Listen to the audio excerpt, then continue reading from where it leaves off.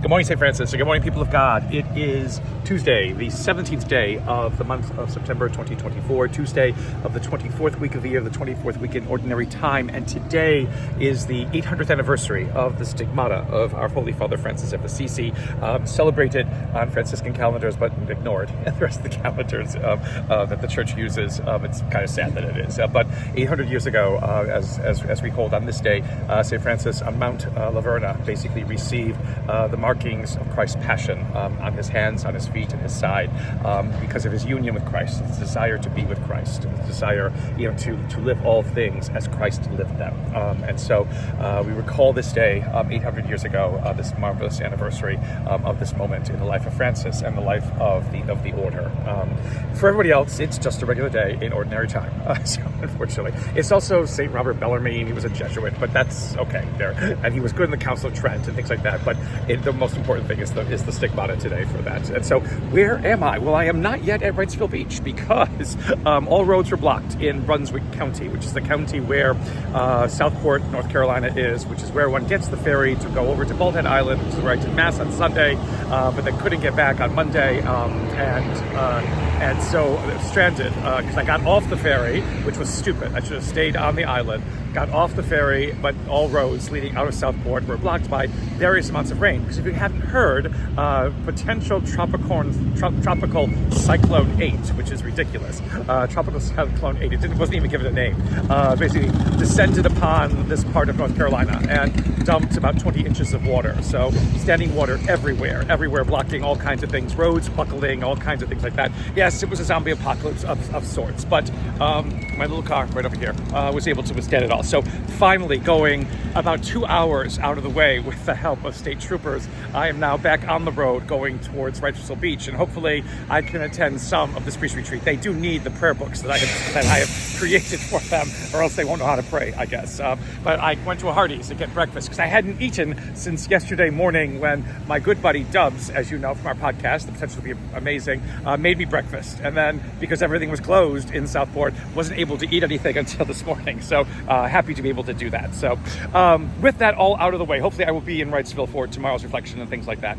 But with all that out of the way, there are readings for the Stigmata, but we don't, but because you're not going to hear them. So we continue with Corinthians, and this is the great, the second great statement that St. Paul makes about what makes the church. Again, the church is the body of Christ, and who are the body of Christ? Well, it's all of us together, united together, manifesting to the world the power of Christ within us. And then Paul goes on to list the various responsibilities, the various works, that this church does. And it's not just priests, deacons, and bishops. It's a whole bunch of other people. It's like prophets and the role that the widows would play, exorcists, all these other kinds of jobs that people had within the early church to kind of help maintain the church, to help it work. It wasn't just a certain group or a special group. It wasn't just that group alone doing these kinds of things, but it was everybody else. And there's my iced tea. But it was everybody else doing this work, for us, and creating this church, as it is, and the necessity of having many people involved in this. What happens over time is that this just becomes the preserve of priests and clerics, and that is not a good thing, because while they are important and they are necessary in one way, we need everyone else to realize that we have a part, we have a role in all of this. Lumen Gentium, again, the Constitution on what the Church is from Vatican II basically states that again and again, how important it is that all people recognize the fact that we have a role in our celebrations, in the life of our Church. It isn't just a certain group or a certain assembly, but all of us together make up this Church and help this Church to become the witness it needs to be within our world. Luke's Gospel today, we have Jesus raising the son of the widow of a city called Nain, which is, I think, a little bit south of the Sea of Galilee. Again, it's a wonderful story about Jesus having sympathy for this poor woman who is a widow and who only has her son to take care of her. And now that her son is dead, again, what's to become of her would be anybody's business, because she would have no legal bearing, no standing. She wouldn't probably be able to keep her home. She has no financial security, whatever it is. And so, she would become destitute. And this is perhaps why Jesus raises this boy to come back to life, so that he can be, again, of the support and help that his mother needs.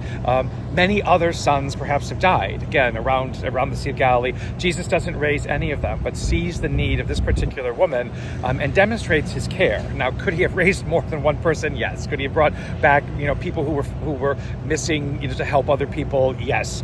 But it is this demonstration, of Jesus's care, of Jesus's knowledge, again, of the need of this widow, of this woman from the city of Nain, that allows him to do something wonderful and glorious. Again, and everyone is amazed at this, but they're amazed by the special effect, and not basically amazed by the fact that this is perhaps God in our midst.